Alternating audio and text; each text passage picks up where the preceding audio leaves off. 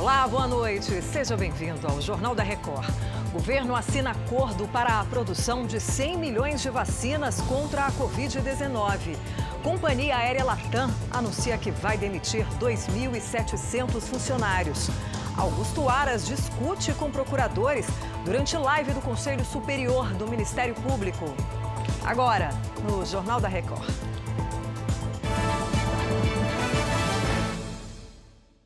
Oferecimento Empréstimo Bradesco. Escolha o melhor para seu futuro hoje.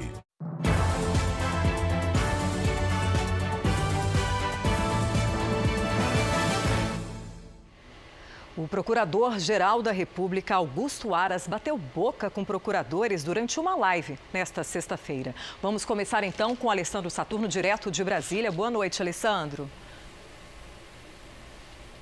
Oi, Patrícia. Boa noite para você, boa noite a todos. Olha, o motivo dessa discussão foram as críticas que Augusto Aras fez à Operação Lava Jato. 4 subprocuradores da República, eles apresentaram uma carta aberta questionando essa atitude de Aras. Segundo o documento, Aras fez graves afirmações em relação ao funcionamento do Ministério Público como um todo. Essa carta aberta ela foi divulgada durante uma reunião nesta sexta-feira do Conselho Superior do Ministério Público. O Procurador-Geral da República, Augusto Aras, estava nessa reunião e ficou visivelmente irritado.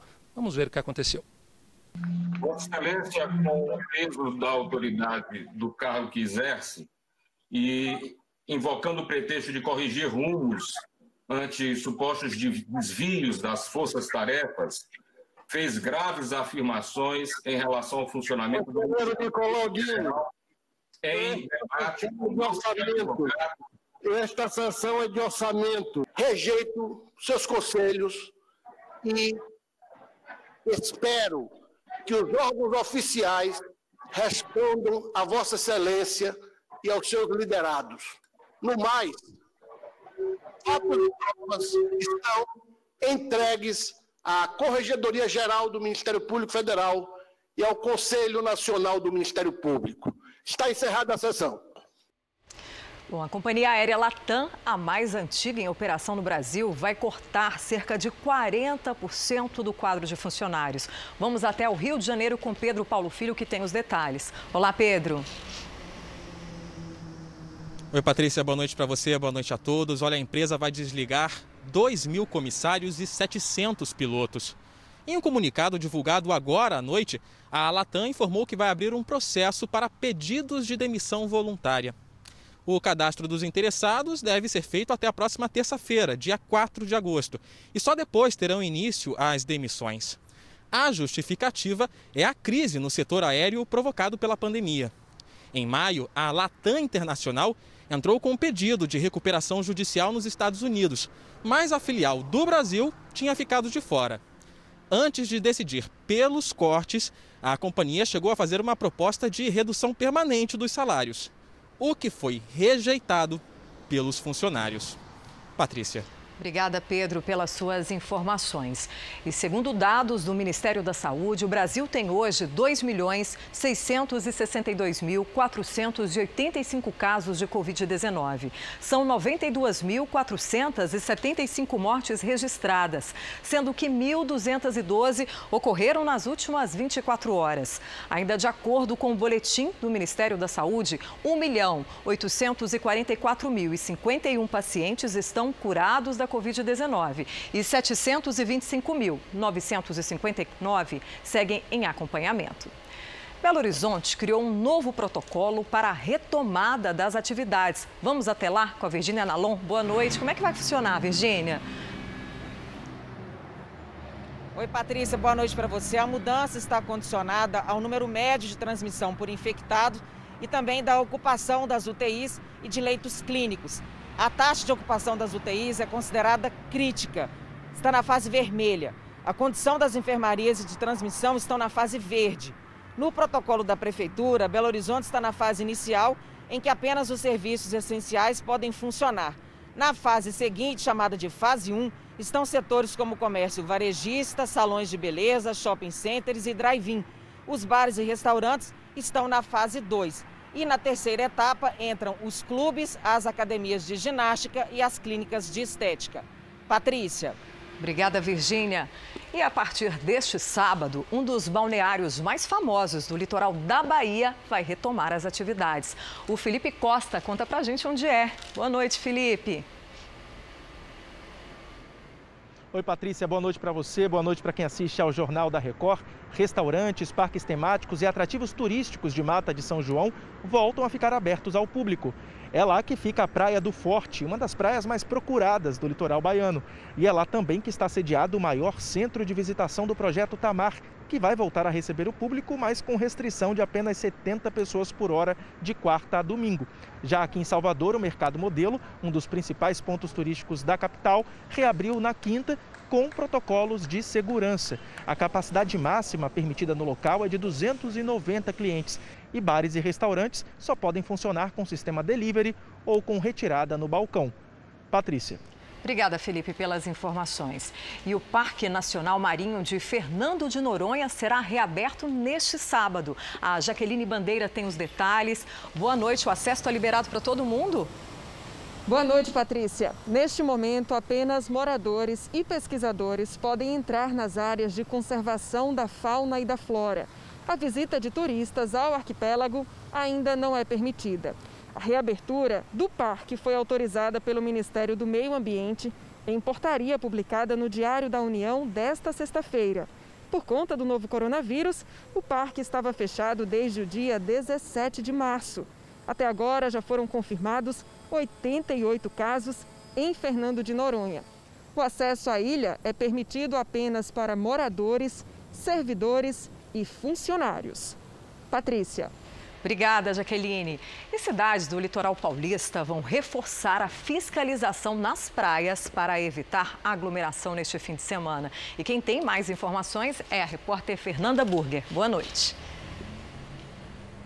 Boa noite, Patrícia. A Guarda Municipal e as polícias militar e civil vão fazer uma força-tarefa nas praias mais movimentadas de São Vicente. Essa semana, imagens de pessoas sem máscara e aglomeradas fizeram com que a prefeitura alertasse que pode voltar a fechar as praias. Já em Guarujá, depois de 4 meses, os ambulantes foram liberados para atuar na faixa de areia, seguindo uma série de regras. Horário reduzido das 10 às 4 da tarde e rodízio de funcionamento durante a semana. Ainda é proibido ficar parado na praia. Patrícia. Obrigada, Fernanda. No Rio Grande do Sul, 5 regiões tiveram piora de classificação no mapa de distanciamento controlado. Vamos até lá. Boa noite. Felipe Bueno. Boa noite, Patrícia. A nova classificação, feita nesta sexta-feira, apontou 12 das 20 regiões em bandeira vermelha, de risco alto e maiores restrições para o fluxo das pessoas e da economia. Tiveram piora dos indicadores as regiões de Santo Ângelo, Santa Rosa, Pelotas, Bagé e Lajeado. Permaneceram na zona vermelha as regiões de Taquara, Novo Hamburgo, Canoas, Porto Alegre, Caxias do Sul, Passo Fundo e Palmeira das Missões. Agora é aberto o prazo para que regiões e municípios possam recorrer ao governo estadual, apontando argumentos que justifiquem um eventual avanço para a bandeira laranja, menos grave. O governo do estado deve anunciar na segunda-feira o mapa definitivo, que terá validade a partir do dia seguinte. Patrícia. Obrigada pelas informações. No Rio Grande do Sul, um grupo de estudantes recebeu o diploma dentro do carro. Cerca de 80 alunos de 7 cursos participaram da cerimônia no estacionamento da universidade.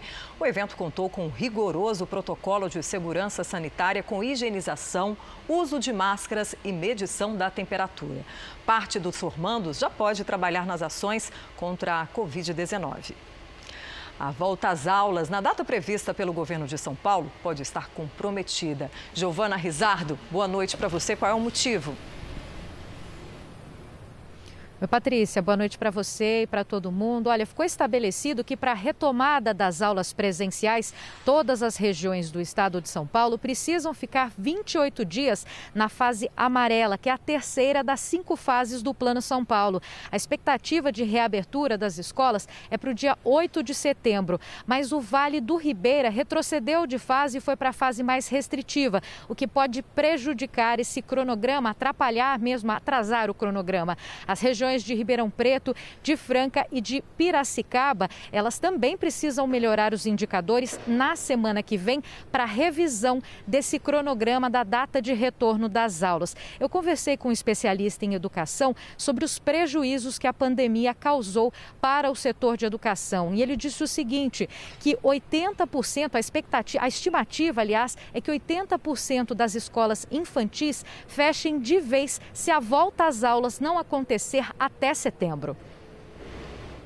Privadas, principalmente as que ofertam a educação infantil, estão vivendo um drama. Cerca de estudos mostram que 80% dessas escolas não vão conseguir sobreviver se não voltarem às aulas em setembro. E o que vai acontecer com os pais que depois procurarem essas escolas? Vamos lembrar que a grande maioria das escolas privadas são escolas pequenas. E essas escolas sobrevivem com um capital de giro muito curto e, portanto, elas não têm um grande colchão. E temos ali um problema seríssimo, porque quando os pais voltarem para as escolas, ou as aulas voltarem, eles não vão encontrar essas escolas e vão procurar a escola pública. E nós sabemos que essas vagas também não existem na escola pública. O senhor usa um termo que é: precisamos aprender a conviver com o vírus. Como isso seria possível de uma forma segura? Nós temos que encontrar uma solução, e aí eu conclamo a todos, os órgãos da saúde, os políticos, os gestores das escolas, os sindicatos, para que juntos a gente encontre uma saída estratégica, como organizar essa volta das aulas que atenda os diferentes interesses, porque nós temos sim interesses econômicos, as escolas privadas, porque precisam sobreviver. Nós temos interesse dos sindicatos que defendem os professores e funcionários. Nós temos interesse dos pais. Uma parcela quer voltar, outra parcela não quer voltar por medo. Outra tem que voltar porque não tem com quem deixar as crianças. Os professores preocupados, na verdade, com a formação dessas crianças e jovens. Nós temos também os políticos que hoje nós temos um problema na Câmara Municipal, na Assembleia, porque virou uma questão de lei. E nós temos também uma questão judiciária, porque judicializou isso aí. E o senhor acredita que a pandemia tem aumentado, evidenciado ainda mais a desigualdade na educação para crianças ricas e pobres? Esse é um grande problema. A pandemia tem ampliado de forma drástica essa desigualdade. Estamos observando que as escolas particulares, principalmente as escolas de ponta, aquelas que têm um valor de mensalidade muito mais alto, elas conseguiram imediatamente encontrar soluções para implantar esse ensino remoto, com tecnologia de ponta também, e, portanto, uma boa parcela desses alunos, dos alunos das escolas privadas, estão tendo praticamente um calendário, uma carga horária normal de aulas e com alta tecnologia. Mas uma grande maioria das escolas públicas ainda ministra aulas com textos e o pai vai na escola buscar o texto, ou às vezes o professor leva até a casa das famílias. Acontece isso semanalmente ou quinzenalmente. Agora, nós vamos imaginar que isso há mais de 100 dias, praticamente metade do ano já foi, e as crianças estão aprendendo com textos apenas. E o problema maior: muitos alunos das escolas públicas estão se evadindo da escola. Quando nós formos receber esses alunos, os professores vão levar uma grande surpresa, porque nós receberemos muito menos alunos, porque muitos já desistiram. Eu queria saber se é possível reverter as marcas nos alunos que foram deixadas com a pandemia, essas marcas mesmo de prejuízos no conhecimento, né, até para a preparação. Existe uma questão psicológica também, né, em cima desses alunos com a pandemia, com o isolamento social. Existe uma forma de reverter isso? Nós vamos tratar com crianças que tiveram uma parentalidade muito negativa, que é esse contato com a família, com problemas sérios de alcoolismo, de depressão, de morte, de tragédia, de falta de dinheiro, de crise econômica. Então, essas crianças que estão muito vulneráveis na escola, já eram vulneráveis, agora ficaram muito mais. Então, voltarão para a escola com grandes sequelas. As que voltarão, nós vamos ter que ter um bom trabalho para recuperar aquelas que não voltarão e terão que voltar em algum momento. Olha, o governo da Argentina prolongou nesta sexta-feira a quarentena decretada para conter a expansão do novo coronavírus. O confinamento, que expirava neste domingo, foi prorrogado para o dia 16 de agosto. O bloqueio de atividades tem sido rigoroso na Grande Buenos Aires, que concentra 30% da população da Argentina. Os maiores focos da Covid-19 também estão na capital do país. O Vietnã registrou nesta sexta-feira a primeira morte provocada pela Covid-19. A imprensa local afirmou que a vítima é um homem de 70 anos, que mora na região central. De abril a julho, o país não tinha registrado nenhum caso de transmissão. Mas um foco foi detectado no fim de semana e se propagou. Agora, já são mais de 100 casos. O governo federal assinou nesta sexta-feira um termo que possibilita a fabricação aqui no Brasil da vacina de Oxford. Vamos de volta a Brasília com Alessandro Saturno. Patrícia, olha, a assinatura desse termo é mais um passo importante para a formalização da parceria para a fabricação da vacina contra a Covid-19. Olha só, o documento ele prevê que o início dessa produção vai começar em dezembro ainda deste ano. Se for comprovada a eficácia da vacina de Oxford, será feita a transferência de tecnologia para a Fiocruz fabricar o medicamento. O Ministério da Saúde informou que o acordo vai custar R$ 1 bilhão e 300 milhões de reais. Outros 500 milhões serão investidos na Fiocruz para aumentar a capacidade de produção. A vacina ela será distribuída pelo Programa Nacional de Imunização, que atende o Sistema Único de Saúde, o SUS. Patrícia, volto com você. Obrigada, Alessandro. Cientistas do Imperial College de Londres começaram a imunizar centenas de pessoas com uma vacina experimental contra o coronavírus. Não foram relatadas reações preocupantes à vacina. Um processo de testes em doses baixas foi concluído com um número reduzido de participantes. Agora o estudo foi expandido para 300 pessoas, inclusive com mais de 75 anos.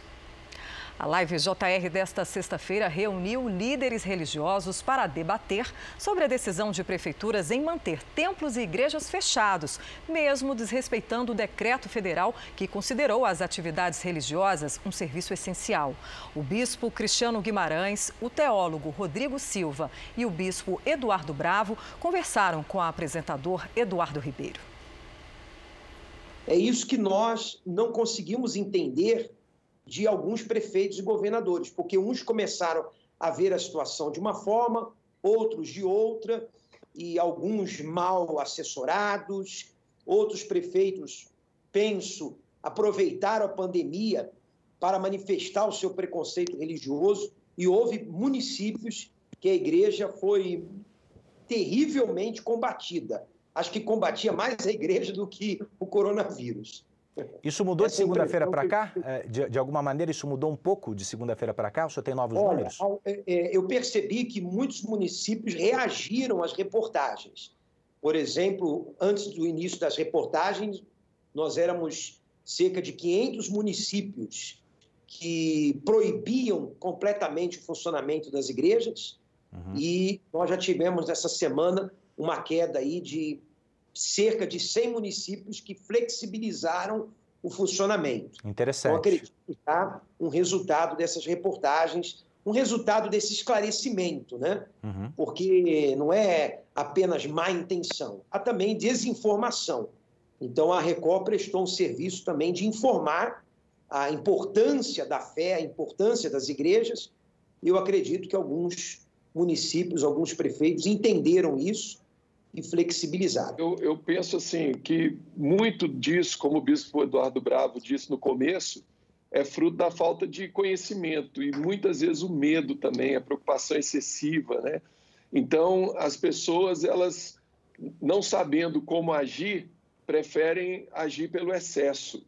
E eu acho que houve um grande excesso em relação a alguns setores, né? Porque a gente tem que sentar, calcular, pensar. Eu sou engenheiro civil também, então, antes de fazer qualquer coisa, a gente põe no papel, projeta, e foi muitas atitudes, muitas decisões foram tomadas para agradar, às vezes, a opinião pública, para tirar a responsabilidade, né? E não foi levado em consideração a importância do trabalho das igrejas, né? A importância da fé, a importância do trabalho social que as igrejas realizam. Então, nós, agora que já está tendo uma retomada, a gente tem percebido que os membros que não estão à vontade para ir continuam nos cultos online. Quem já está com vontade de ir tem a liberdade de poder estar presente nos cultos. E quem está presente está sentindo a segurança, porque eu sou o último a querer que um membro meu contraia o coronavírus na minha igreja, né? Então, claro que eu vou tomar todos os cuidados, claro que a gente vai estar bem estruturado para poder receber os nossos membros. Eu acho que tão importante para nós cristãos e religiosos de um modo geral, porque há também muçulmanos, há judeus, há outros grupos, né, aqui representados. Eu acho, mas vou falar da perspectiva cristã. Eu acho que tão importante, tão ou mais importante do que reconhecermos o clima de intolerância ao qual estamos vivendo, é fazer uma pergunta sincera. Repito, do ponto de vista, pelo menos, do cristianismo. O que Jesus orientou que a igreja deveria fazer em casos como este? Será que o nosso papel, como Cristo falou, é respeitar as autoridades constituídas? Quando fala lá no Novo Testamento que devemos respeitar as autoridades, está falando de Roma, que era uma autoridade terrível. Jamais encontramos na Bíblia qualquer incentivo para que a igreja agora comece a queimar pneu em praça pública, fazer quebra-quebra e tudo mais. Devemos, sim, dentro da lei, repito, buscar os nossos direitos, mas, acima de tudo, sermos bons cidadãos. Porque se uma igreja funcionando dentro dos conformes, já apareceu esse batalhão de policiais ali, imagina uma igreja fugindo aos princípios. É tudo o que os oponentes precisam de argumento para acusá-los. Então, se tem alguém que tem a obrigação dobrada de andar dentro da lei, somos nós, religiosos, ainda que nos traga algum prejuízo, como já foi exposto aqui. Eu até diria que as igrejas foram as que mais respeitaram os decretos, porque as igrejas, a princípio, são instituições respeitosas. O pastor também respeita e dá o exemplo. Então, as igrejas estão sofrendo tudo isso porque respeitaram, porque acatam. Antes de abrir, conversam com os prefeitos. A Unigrejas conversou em todo o Brasil com mais de 1.000 prefeitos. Realmente, né?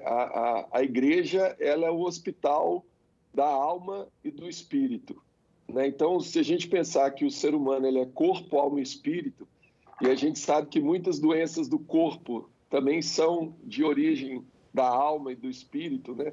Então, a igreja ela é um hospital, ela é como um hospital, ela é importantíssima. E é o que o bispo Eduardo disse e o Rodrigo complementou. Nós não queremos infringir nenhuma regra, a gente não quer se tornar um local de contaminação, a gente quer funcionar dentro de todos esses parâmetros de segurança para atender os mais necessitados. Porque realmente é isso, as pessoas que têm internet em casa, que, né, já têm um costume de lidar com a rede social, elas estão muito bem acompanhadas virtualmente. Mas os mais necessitados, aqueles que precisam da obra social da igreja, aqueles que precisam da igreja estar próxima, esses foram prejudicados. Então, esse funcionamento é muito importante, é imprescindível para que a igreja possa chegar até essas pessoas que o Estado muitas vezes não consegue chegar e trazer essa assistência que é tão fundamental. A direção dos Correios fez uma nova proposta para os trabalhadores que ameaçam greve a partir de terça-feira. A Natália Lago tem os detalhes. Boa noite, Natália. Boa noite, Patrícia. A empresa informa que há vários pontos das reivindicações dos funcionários que não remetem ao acordo da categoria, como a modificação dos planos de saúde e também a retirada de direitos. O anúncio da empresa veio depois que os funcionários dos Correios confirmaram a paralisação na semana que vem. Segundo o sindicato, os trabalhadores estão insatisfeitos com um pacote de medidas sugeridas pela empresa para reduzir gastos que poderão alterar uma série de benefícios da categoria.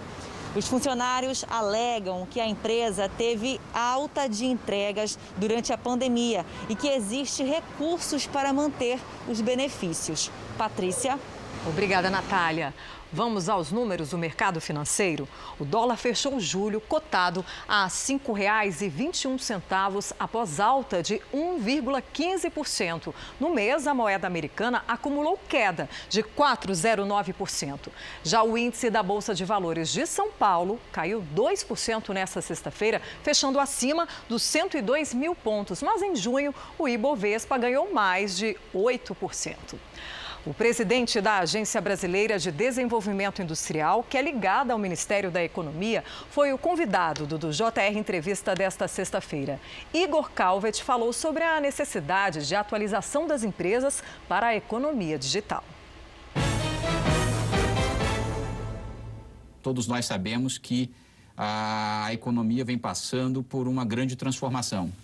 Alguns dados, inclusive, do Fórum Econômico Mundial, que dizem que a economia nos próximos 10 anos, a economia mundial vai absorver algo em torno de 100 trilhões de dólares em relação à economia digital. E é essa a preocupação da agência. O nosso trabalho é atuar em prol das empresas, capacitando essas empresas, colocando tecnologias à disposição dessas empresas para ajudá-las na sua transformação digital. As maiores empresas americanas eram as petroleiras. Hoje em dia são todas empresas de inovação, de tecnologia. Por quê? Porque é uma modificação no mundo acerca da composição da economia. Hoje as grandes plataformas digitais, os negócios, eles se alteram muito rapidamente. Hoje você tem empresas que são maiores empresas de hotelaria sem ter um quarto de hotel. Você tem as maiores empresas de transporte urbano sem ter um carro sequer. Isso só é possível por meio da inovação e da economia digital. O 5G está chegando, já em teste em alguns lugares do mundo, e ele, sem dúvida alguma, promete ser uma injeção de inovação. Por quê? Eu diria, Yuri, que o 5G é a maior e melhor política industrial que o país pode ter nos próximos anos. É a tecnologia que vai conferir maior ganho de produtividade e eficiência produtiva para toda a nossa indústria, para o nosso campo, para o nosso comércio, para o nosso varejo. Nós estamos falando da possibilidade de termos nas nossas ruas veículos autônomos. É esse poder que o 5G pode trazer. O país passa por um momento sério por conta da pandemia na sua situação econômica. Os cofres públicos estão secos. Isso, de alguma forma, prejudica o trabalho, o incentivo da BDI no fomento à tecnologia e inovação no país ou não?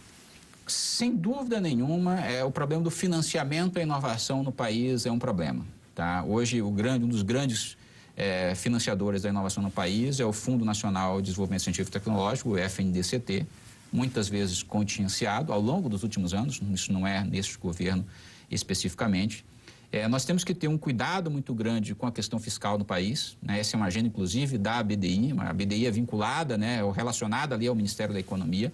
Essa agenda fiscal é importante para nós, mas, do nosso ponto de vista, há que se ter em mente que nós teremos a capacidade de sair da crise mais rapidamente se nós fizermos os investimentos corretos, inclusive públicos na área de inovação.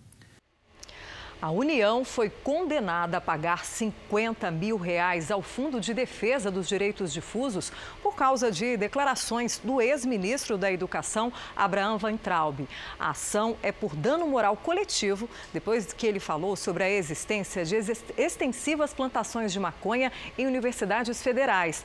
A fala foi em novembro do ano passado. Segundo a decisão, o ex-ministro atacou estudantes e não apresentou provas. A Suprema Corte dos Estados Unidos manteve autorização para a construção do muro na fronteira com o México. A permissão representa uma derrota para grupos ambientalistas que pediram a suspensão dos trabalhos e também uma vitória para Donald Trump, que avança com uma promessa de campanha às vésperas de uma nova eleição presidencial. Israel registrou 1.785 novos casos de coronavírus em 24 horas. Quem traz as informações é a correspondente Bianca Zanini. Já são mais de 70 mil casos em todo o país. As autoridades de saúde realizaram quase 21 mil testes de coronavírus nos últimos dias. Mais de 8% dos resultados foram positivos, ou seja, 1 em cada 11 pessoas apresentou a doença. O gabinete do coronavírus no parlamento deve se reunir segunda-feira para discutir a possibilidade de suspender as restrições de fim de semana nas atividades comerciais. Vários lojistas planejam desafiar os regulamentos do governo e manter os negócios abertos neste sábado. De Tel Aviv, Bianca Zanini. Obrigada, Bianca. E a gente termina com uma boa notícia. Um paciente de 100 anos venceu a batalha contra a Covid-19. Foi em São Caetano do Sul, na região metropolitana de São Paulo. Depois de receber alta do hospital de campanha, Armindo Francisco da Silva agradeceu aos profissionais de saúde que cuidaram dele durante a internação. Ele completou 100 anos no dia 1º de julho e ganhou aplausos na hora de ir embora para casa. Saúde para ele. Essa edição do Jornal da Record termina aqui. Outras informações no Fala Brasil, edição de sábado às 7 da manhã. Fique agora com as imagens que marcaram a semana e uma boa noite para você.